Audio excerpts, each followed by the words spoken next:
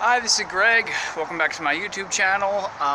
It's a pretty nice day here in the Valley of Oregon. I'd like to discuss a few things. I'm still getting my head fried out by the cell phone towers. This has been going on since 2015. Let me get down to what the topics of the video are. The topics of the video are going to be 5G towers. The other topics are going to be how to financially bankrupt the world and make the world one, and how to politically fragment and make the world one as well. So my long story short, basically I'm still getting my head fried out from the cell phone towers, as many are. Part of it's a form of harassment, part of it has to do with the plan.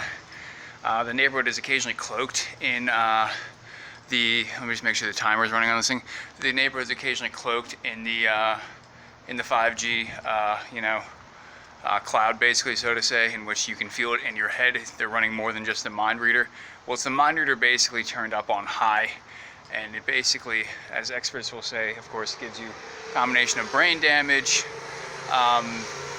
kills brain cells, affects your muscles, gives you arthritis if they turn up on high, which I have had to turn up on high. I've only had like a good 7 or 8 days worth of like no 5G sleep in which they don't wake me up in REM. They frequently will wake me up in REM, well, the middle of my REM sleep, and so it's pretty bad, and it of course gives me migraines and headaches. And then they come in with the people on the cell phone towers occasionally and try to brainwash me into certain things. It's really quite sick. What they've done is kind of externalize the hierarchy, because it's kind of like electromagnetic shock therapy, only it is done remote control. And that's what happens to people in Monarch programming, is that they are given electromagnetic shock therapy, and then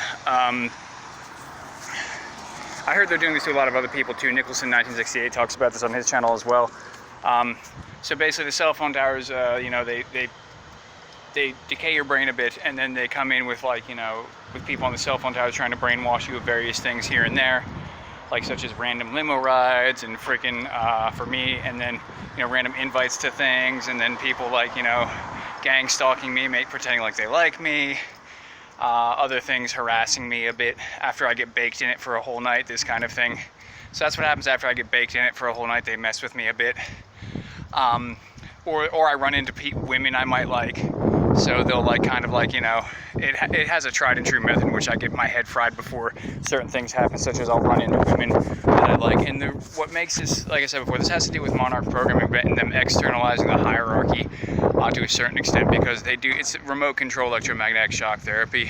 In electromagnetic shock therapy, you have to be connected to a machine in order to get administered the electromagnetic shock. But right now they don't have you attached to the machine at all. You're attached. It's remote control done with the cell phone tower. Electromagnetic shock therapy is administered to a select unlucky few who go through what is essentially kind of similar to MK Ultra, in that in order to give an individual at age 3 alternate personality disorder, you have to come at them with a whole lot of nasty stuff. One aspect of it, one method of doing it, is to get them to disassociate, and one way of doing that, of course, is to administer electromagnetic shock therapy. Disassociation means that you disassociate from reality to deal with the stress, and at age 3 a child is first forming their personality. So if you mess with them a lot, then, like for example, you do more than just electromagnetic shock therapy. You have to do more, actually. You'd have to basically blame them for their parents' death. You can trick them by thinking that they burnt down the house. That's one way of doing it. You can also you can trick them into thinking that you can get rid of their pet. Oh, actually, no, at age 3 they don't have pets. It's later on down the road they get rid of their pets. At age 3, then you drug them, of course, and you administer electromagnetic shock therapy. So, and the child, especially if you blame them for their parents' death, and by saying that they burnt down the house at age 3, they were playing with matches, let's say, and they burnt down the house, the child usually cannot handle this kind of stress, and they disassociate from reality. And when they disassociate from reality, they start to form alternate personalities to deal with the stress, so that this way they don't have to deal with the situation outright, and then those alters then get shaped throughout their whole life. So that's kind of what a gist of it is, of how that works. One method of doing this, just to get into particular methods, is to basically you put a kid. Okay, so one way of torturing them at age 3 is that you put a kid in a room, okay? You have the room, and this is in addition, of course, to electromagnetic shock therapy and drugging. They drug them severely with many different drugs, barbiturates, acid. Anyway, long story short, in order to get them to disassociate. So anyway, long story short, the one method I'll just disclose to you of how this works exactly is that with kids, you get them at age 3, because at age 3 they're first forming personality, they're first forming who they are, their ego, who they are initially then. So you have to do it then. It's a critical time period, and then you continue conditioning them throughout life. And then the thing is that one of the reasons why they call it beta kitten programming for some of it is because they use cats sometimes. So I'll describe one method briefly here, is that they take a kid and they put it in a room full of cats, okay, and they ask the kid, do you want, they put a kid in a room full of cats, and there's also a doll or a live baby in the room, or a little child. So what they do is they take the doll and the live baby, or if it's a live baby or live kid, it could be either one, and they basically torture it and kill it, basically. And the kid has to watch this, okay? So the kid watches it at age 3, so it's registering in their head. And they also have cats that they're surrounded by, a bunch of kitty cats, okay? And the kid is then asked after this is done, do you want to either be the cat, or would you like to be the young child that got tortured and killed?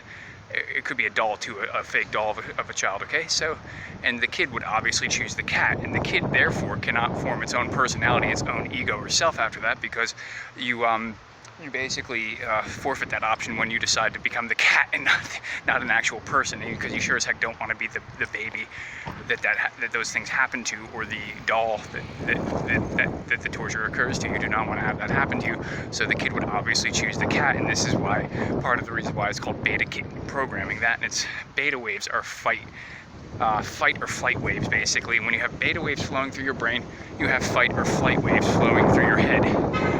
So you're either gonna stand and fight, or you're gonna not stand and fight, that kind of thing. So that's kind of like where they are going. Where they're going with this. Okay, so that's how they do this kind of thing. So I'm going to discuss the financial side of things on a different video, because it's going to take too long to discuss. So the thing that they're doing, that's what they're doing with the cell phone towers.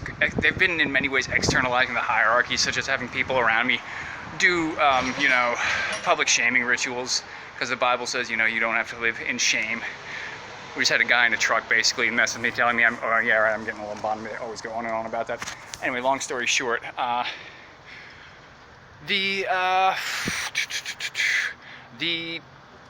so the cell phone towers are basically doing that. They externalize the hierarchy. I regard it as a form of, like I said, electromagnetic shock therapy done remote control. You can feel it in the back of your eyes when it's done. It is absolutely horrible what they're doing. And the population is okay with it a little bit, to a certain extent. Some portions of them are, some of them of course are not. The people who went before the FCC when they were reporting on 5G, because 5G of course, is what they are building up.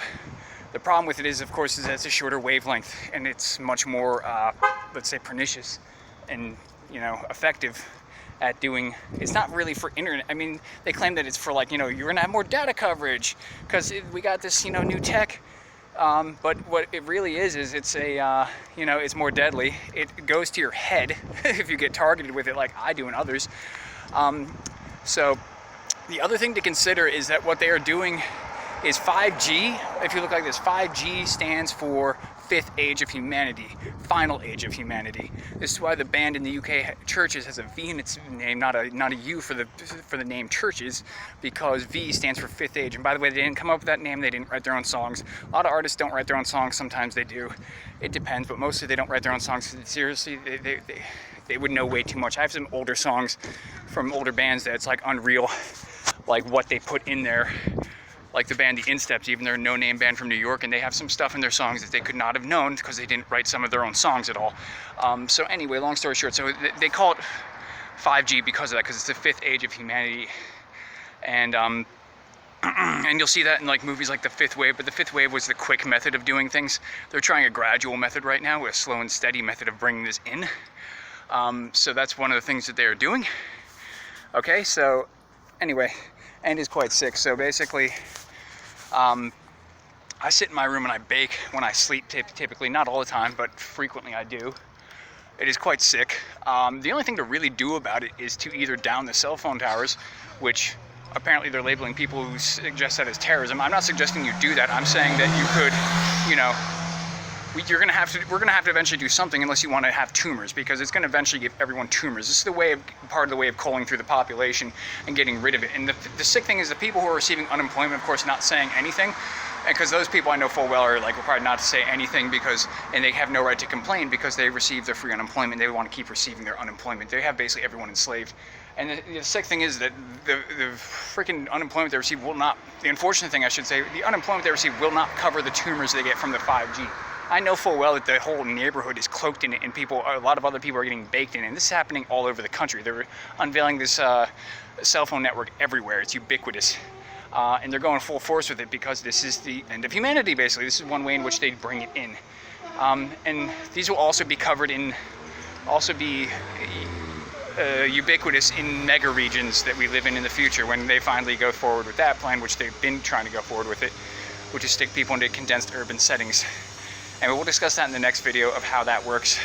Anyway, I got it going, so you get it now. Like, they're basically externalizing the hierarchy. It's a form of electromagnetic shock therapy and/or mind control, because they come in after they're done frying my head and suggest things to me and harass me a bit. It's basically like, you know, a watered down version of monarch programming, a little bit to a certain extent. It's also a form of harassment. They do this to harass people who have problems with the state as well. Michael C. Rupert apparently used to get blasted with it, but Michael C. Rupert's videos are kind of off, or not videos, but his research is a little bit off. He doesn't give you any of the spiritual side of 9/11. His name's a 33. I don't know if he faked his own death or not, but he also has a guy in this book called Michael Vreeland. The word Michael's 33, and 33 is the hoax code, as I said before. 33 or 13 is the hoax code that they use frequently to do things, to show you that it's a hoax, what they're doing is a hoax. He does not discuss any of the spiritual side of 9/11, or we'll call it Blind 11, because my video, geez, that could flag my video. My video might get flagged as a result of this. Okay, and now I get another flag on my channel. Okay, so anyway, we'll call it Blind 11 as other people do. So basically he will, we don't know if he faked his own death or what, or if he's, what the deal with that was. Anyway, so I'm gonna get going. That's it. That's my take on the 5G network for now that they're unveiling.